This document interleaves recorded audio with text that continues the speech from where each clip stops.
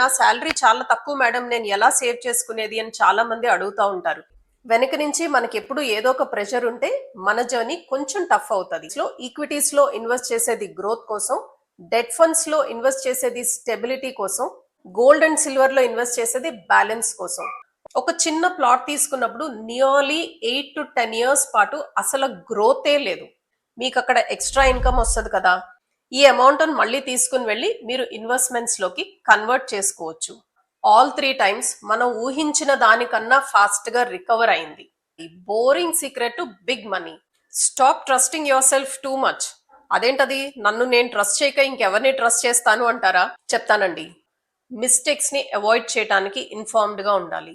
Reading is an excellent habit అండి. It will take you to the next level. Why do you still feel poor? మనం కంట్రోల్లో పెట్టుకుంటే మనకి wealth create చేసుకోవటం మరింత ఈజీ అవుతుంది.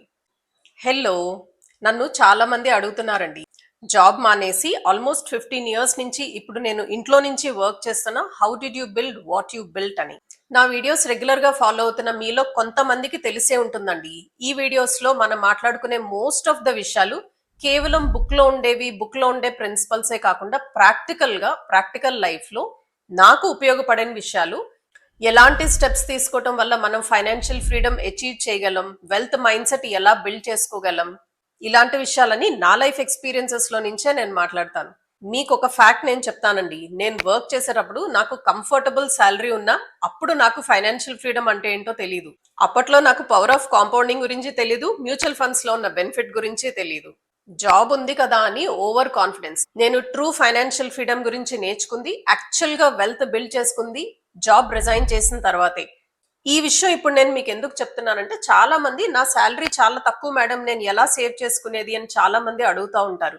నేను ఒక సింపుల్ విషయం చెప్తానండి. వెల్త్ బిల్డింగ్ అనేది 100% రిలేటెడ్ టు మన బిహేవియర్, రిలేటెడ్ టు మన డిసిప్లిన్. అఫ్ కోర్స్ మనకి ఇన్కమ్ బెటర్ గా ఉండి, మనకి డిసిప్లిన్ ఉండి, మన బిహేవియర్, మనీ రిలేటెడ్ బిహేవియర్ మనకు కరెక్ట్ గా ఉంటే మరింత బెటర్ సేవింగ్స్ చేసుకోవచ్చు, అందులో డౌట్ ఏం లేదు. సో ఈ రోజు వీడియోలో నాకు ఉపయోగపడిన కొన్ని విషయాలు, both practical and behaviour related points నేను కొన్ని మీకు చెప్తాను. నేను మెన్షన్ చేసే పాయింట్స్ లో మీకు ఒక్క పాయింట్, అట్లీస్ట్ 1 point మీకు యూస్ఫుల్ గా ఉన్నా కూడా I'll be happy about it. So video miss చేయకుండా లాస్ట్ వరకు చూడండి. Who knows, last point must be the point that you will get connected to కదా. వీడియో లాస్ట్ వరకు చూడండి, it makes me also happy. అలానే వీడియో మీకు useful అనిపిస్తే please like the video, please comment. నా వీడియో ఫస్ట్ టైం చూస్తున్న వాళ్ళకి hi, I'm Madhavi. I come with 15 years of corporate experience and over 20 years of investing experience. First things first అండి, మనం financial freedom achieve చేయాలంటే, మనం right decisions తీసుకోవాలంటే, disciplined గా ఉండాలంటే మనకి పీస్ ఆఫ్ మైండ్ ఉండాలి, ఫ్యామిలీ సపోర్ట్ చేయాలి.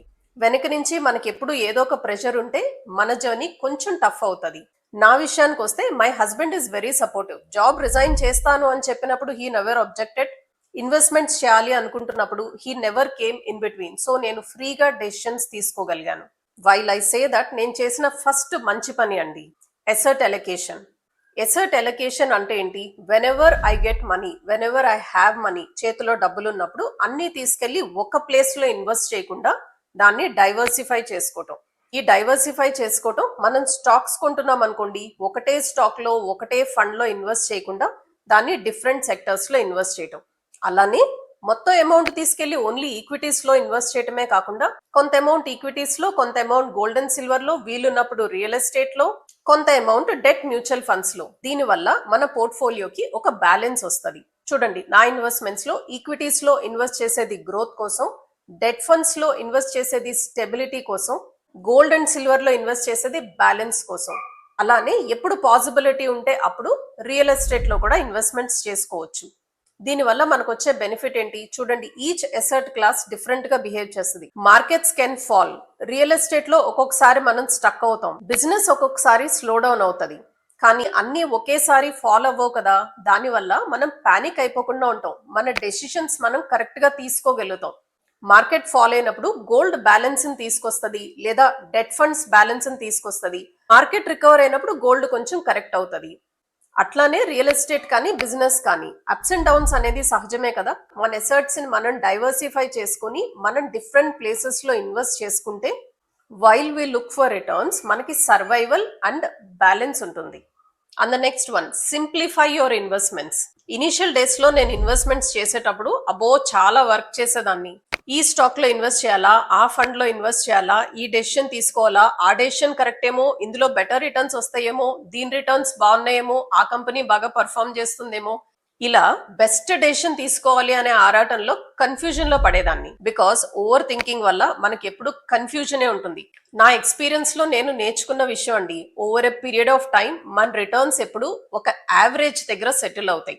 See even if you invest in equities, usually అది మీకు 12-14% రిటర్న్ ఇస్తుంది. 12-14% కదా, నేను వేరే స్టాక్ లో ఇన్వెస్ట్ చేస్తే నాకు 30%, 50% మల్టీ బ్యాగర్ రిటర్న్స్ రావాలి కదా అని అనిపించవచ్చు. బట్ లాంగర్ డ్యూరేషన్ కి మనం హోల్డ్ చేసుకున్నప్పుడు ఆ 12-14% రిటర్న్ కూడా కాంపౌండ్ అవుతుంది కాబట్టి మీ వెల్త్ మ్యాసివ్ గా ఇంక్రీజ్ అవుతుంది. మనం అది రకరకాల అమౌంట్స్ తో రకరకాల రిటర్న్స్ తో క్యాలిక్యులేట్ చేసి మనం ప్రీవియస్ గా దీనికి రిలేటెడ్ గా చాలా వీడియోస్ లోనే మాట్లాడుకున్నాం కదండి. సో మనకి డెసిషన్ ఫెటిగ్ లేకపోతే మన ఇన్వెస్ట్మెంట్స్ ని మనం సింపుల్ గా పెట్టుకుంటే, సే ఫర్ ఎగ్జాంపుల్ మనం గోల్డ్ లో ఇన్వెస్ట్ చేద్దాం అనుకున్నాం అనుకోండి, ఈటీఎఫ్ లో ఇన్వెస్ట్ చేద్దామా, ఫిజికల్ గోల్డ్ లో ఇన్వెస్ట్ చేద్దామా, ఓవర్ థింక్ చేయొద్దు.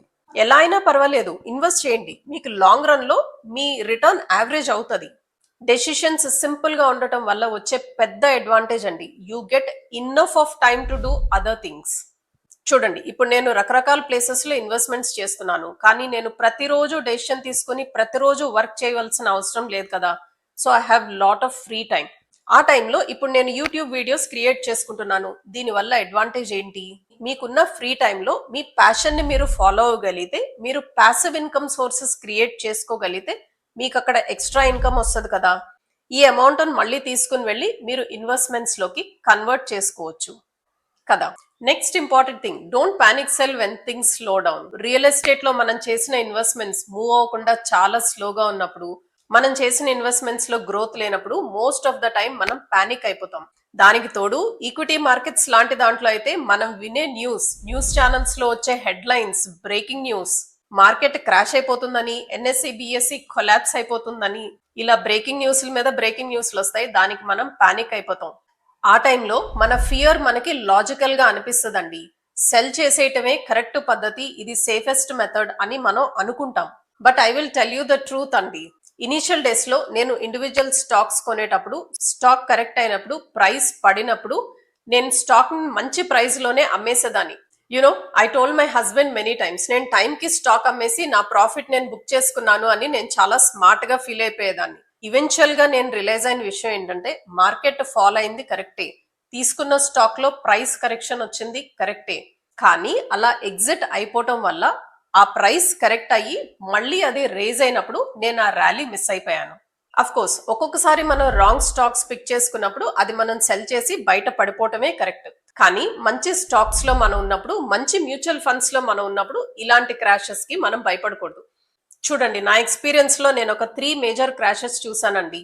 2008 లో మార్కెట్ క్రాష్ అయింది, 2015 లో డిమానిటైజేషన్ టైంలోనూ మార్కెట్ క్రాష్ అయింది, ఆ తర్వాత కోవిడ్ టైంలో మార్కెట్ ఎలా కరెక్ట్ అయిందో మనలో చాలా మందికి తెలిసిన విషయమే. బట్ ఆల్ 3 టైమ్స్ మనం ఊహించిన దానికన్నా ఫాస్ట్ గా రికవర్ అయింది. Same thing happens even in real estate అండి. నేను ఒక ఎగ్జాంపుల్ చెప్తాను. ఒక చిన్న ప్లాట్ తీసుకున్నప్పుడు నియర్లీ 8 to 10 years పాటు అసలు గ్రోతే లేదు. ఏ ప్రైస్ కి కొన్నామో ఆ ప్రైస్ నుంచి మహా అయితే ఏదో కొంచెం ఇంక్రీజ్ అయింది, కానీ పెద్ద ఇంప్రూవ్మెంట్ లేదు. ఎందుకు హోల్డ్ చేస్తున్నాం అనే ఫీలింగ్ వచ్చింది. కానీ ఆ 8 years తర్వాత ఒకసారి ప్రైస్ ఇంక్రీజ్ అవటం స్టార్ట్ అయిన తర్వాత విత్ ఇన్ 3 years 4x అయింది. అన్ని ప్లేసెస్ లో ఇలాగే జరుగుతుంది అని నేను అనట్లేదండి. కొన్నిసార్లు ఇయర్ ఆఫ్టర్ ఇయర్ మనం గ్రోత్ చూసినా, కొన్నిసార్లు ఒక లాంగర్ డ్యూరేషన్ పాటు మనకి గ్రోత్ కనిపించకపోయినా ఒకసారి పెరగటం స్టార్ట్ అయిన తర్వాత అది 2x 3x అవుతుంది. ఇక్కడ గమనించి చూస్తే అది స్టాక్స్ అయినా, రియల్ ఎస్టేట్ అయినా, ఫర్ దట్ మ్యాటర్ గోల్డ్ అయినా, మనం లాంగర్ డ్యూరేషన్ లో చూసినప్పుడు మన ఎసర్ట్ ఇయర్ ఆన్ ఇయర్ పెరిగినా, లేదా ఒక కొంతకాలం అసలు గ్రోత్ లేకుండా ఆ తర్వాత పెరిగినా యావరేజ్ గ్రోత్ ఒకటే అవుతుంది. మీ లైఫ్ లో కూడా డెఫినెట్ గా ఇలాంటివి మీకు చాలా తెలిసే ఉంటాయి. కామెంట్స్ లో మెన్షన్ చేయండి. నాకు హెల్ప్ అయిన మరొక మోస్ట్ ఇంపార్టెంట్ పాయింట్ అండి, boring secret to big money. Most of the people wealth build చేయడం వెరీ హార్డ్ అని అనుకుంటారు. అది నిజం కాదు. హార్డెస్ట్ పార్ట్ ఏంటంటే ఓపిక్గా పేషెన్స్ తో ఉండటం. రిటర్న్స్ రావడానికి టైం పడుతుంది, వెల్త్ కాంపౌండ్ అవటానికి టైం పడుతుంది, అసలు ఏమీ జరగట్లేదు అని అనుకుంటాం. నాకు కూడా ఇనీషియల్ డేస్ లో ఇలాంటి ఫేజెస్ చాలానే వచ్చినాయి అనుకోండి. నథింగ్ ఈజ్ వర్కింగ్ అనే ఫీలింగ్ వస్తుంది. అసలు ఏ డైరెక్షన్ లో నేను నడుస్తున్నాను, దీనివల్ల ఏమన్నా అడ్వాంటేజ్ ఉందా అనే ఒక ఫియర్ కూడా వస్తుంది. మీరు సరైన ప్లేస్ లో ఇన్వెస్ట్మెంట్ చేసుకొని ఉంటే, మీకు పేషెన్స్ ఉంటే, కొంత డ్యూరేషన్ తర్వాత మీ వెల్త్ మీరు ఊహించిన దానికన్నా ఫాస్ట్ గా గ్రో అవుతుంది. కాంపౌండింగ్ గురించి మనం ప్రతి వీడియోలో మాట్లాడుకుంటాం కాబట్టి I'm not extending on this point. But గుర్తుపెట్టుకోండి, when nothing is happening, when things are very boring and when there is no excitement, patience తో ఉండటం అనేది is a decision. In fact, stop trusting yourself too much. అదేంటది, నన్ను నేను trust చేయక ఇంకెవరిని trust చేస్తాను అంటారా? చెప్తానండి. మనం చాలా డిసిప్లిన్డ్ అని అనుకుంటాం. యూజువల్ గా మా ఫ్యామిలీలో కానీ ఫ్రెండ్స్ లో కానీ నేను తెలిసిన వాళ్ళు ఎవరైనా నేను వెరీ వెరీ డిసిప్లిన్ అని నాకు ఒక సర్టిఫికెట్ కూడా ఇస్తారు. But I'll tell you the truth, మనం ఎంత డిసిప్లిన్డ్ గా ఉన్నా మనం కొన్ని విషయాల్ని ఆటోమేట్ చేసుకోకపోతే మిస్ అయిపోతాం. అది మన ఇన్వెస్ట్మెంట్స్ అవనండి, మన సేవింగ్స్ అవనండి, మన ఎస్ఐపి అవనియండి, మనం రెగ్యులర్ గా చేసే ఎక్సర్సైజ్ అవనియండి, మనం స్పెండ్ చేసే మనీ అవనియండి. డిసిప్లిన్ ఉన్నా కూడా ఒక్కొక్కసారి మనం మిస్ అవుతాం. So all your investments, all your savings automate చేసుకోండి. బికాస్ మనకి గోల్స్ ఉన్నాయి కరెక్టే, కానీ మనకి ఒక సిస్టమ్ ఉంటే సిస్టమ్స్ డజంట్ గెట్ ఎమోషనల్ కదా. మన ఎమోషన్స్ తో సంబంధం లేకుండా వాటి పని అవి చేసుకుంటూ ఉంటాయి. So please automate your investments. Ignorance is very expensive. చూడండి, మనం ఎప్పుడు ఇన్ఫార్మ్డ్ గా ఉండాలి. మనం ఎందుకు ఇన్ఫార్మ్డ్ గా ఉండాలి? మనం ఏదో స్మార్ట్ డెసిషన్స్ తీసుకోవాలి అని ఇన్ఫార్మ్డ్ గా ఉండాలని కాదు, మిస్టేక్స్ ని అవాయిడ్ చేయడానికి ఇన్ఫార్మ్డ్ గా ఉండాలి. మనం ఏం చేస్తున్నా, మనం ఎలాంటి ఇన్వెస్ట్మెంట్స్ చేస్తున్నా, మనం బేసిక్స్ ని అర్థం చేసుకోవాలి, కొన్ని కాన్సెప్ట్స్ ని అర్థం చేసుకోవాలి. Reading is an excellent habit అండి. It will take you to the next level. మీకు రీడింగ్ బోరింగ్ గా అనిపిస్తే ఇప్పుడు చాలా వీడియోస్ ఉన్నాయి. ఇప్పుడు మీరు ఈ వీడియో చూస్తున్నారు, ఇందులో నుంచి కూడా మీరు ఎంతో కొంత ఇన్ఫర్మేషన్ మీకు వస్తుంది కదా.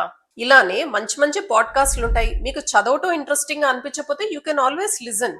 లెర్నింగ్ వల్ల ఓవర్ నైట్ మనమేమి వెల్దీ అయిపోమండి, కానీ డెఫినెట్ గా మనం తీసుకునే డెసిషన్స్ బెటర్ గా తీసుకుంటాం. మన నడిచే పాత కరెక్టా కాదా అన్న విషయం మనకి అర్థమవుతుంది. You trust me, over a period of time మన వెల్త్ ఎలా కాంపౌండ్ అవుతుందో మన నాలెడ్జ్ అంతకన్నా ఫాస్ట్ గా కాంపౌండ్ అవుతుంది. Why do you still feel poor? ఇప్పుడు నేను చెప్పేది మోస్ట్ ఇంపార్టెంట్ పాయింట్ అండి. This actually changed my life. This actually change the way I think and it actually change the way I work. చూడండి, wealth అనేది is not just what you earn, it is what you have divided by what you want. చూడండి, మనలో ప్రతి ఒక్కరికి 1,00,000 రూపాయలు మన account లో ఉంటే 10 లక్షలు కావాలనిపిస్తుంది. 10 లక్షలు మన అకౌంట్ లో ఉన్నప్పుడు 1 కోటి కావాలనిపిస్తుంది. 1 కోటి రూపాయలు మన దగ్గర ఉన్నప్పుడు 10 కోట్లు అనిపిస్తుంది. 10 కోట్లు ఉన్నప్పుడు 100 కోట్లు అనిపిస్తుంది. 100 కోట్లు ఉన్నప్పుడు అది ఇంకా పెరుగుతానే ఉంటుంది, దానికి లిమిట్ లేదు. రైట్? ఇది మనందరి లైఫ్ లో fact. Right? But I'll tell you something, మన ఇన్కమ్ కన్నా మనకి ఏం కావాలి అన్నది, వాట్ వి వాంట్ అన్నది ఫాస్ట్ గా గ్రో అయితే వి ఆల్వేస్ ఫీల్ పోర్. ఒక్కసారి మనం ఈ పాయింట్ ని కరెక్ట్ గా అర్థం చేసుకుంటే అది మన బిహేవియర్ లో చాలా చేంజ్ ని తీసుకుని వస్తుంది. దానివల్ల మనం బెటర్ గా వెల్త్ క్రియేట్ చేసుకోగలుగుతాం. I will explain it in more detail. చూడండి, మనం ఎదగాలి అనుకోవడం తప్పు కాదు, మనం పెద్ద పెద్ద టార్గెట్స్ పెట్టుకోవడం తప్పు కాదు. కానీ మన దగ్గర ఉన్న దాంతో మనం హ్యాపీగా లేకపోతే మనం రాంగ్ డెసిషన్స్ తీసుకునే పాసిబిలిటీ ఎక్కువ ఉంటుంది. మన దగ్గర ఉన్నదాంతో మనం హ్యాపీగా ఉంటే మన మైండ్ పీస్ఫుల్ గా ఉంటుంది. మన మైండ్ పీస్ఫుల్ గా ఉంటే మన డెసిషన్స్ కూడా కరెక్ట్ గా ఉంటాయి. So this logic is very simple అండి. మన థింకింగ్ ని, మన డిజైర్ ని మనం కంట్రోల్లో పెట్టుకుంటే మనకి వెల్త్ క్రియేట్ చేసుకోవడం మరింత ఈజీ అవుతుంది. సో ఈ రోజు వీడియోలో మనం మాట్లాడుకున్న విషయాలని మనం లాంగ్ టర్మ్ లో వెల్త్ బిల్డ్ చేసుకోవడానికి అవసరమయ్యే విషయాలనే మనం డిస్కస్ చేసుకున్నాం. ఇవన్నీ నాకు చాలా ఉపయోగపడిన పాయింట్స్ అండి. ఐ హోప్ ఇందులో 1-2 పాయింట్స్ అన్నా మీకు కూడా ఉపయోగపడతాయి అని నేను అనుకుంటున్నా. మీకు ఈ వీడియో నచ్చినట్టయితే please like, comment, share and subscribe to my channel. Thank you so much for watching till here. I'll see you again. Bye bye.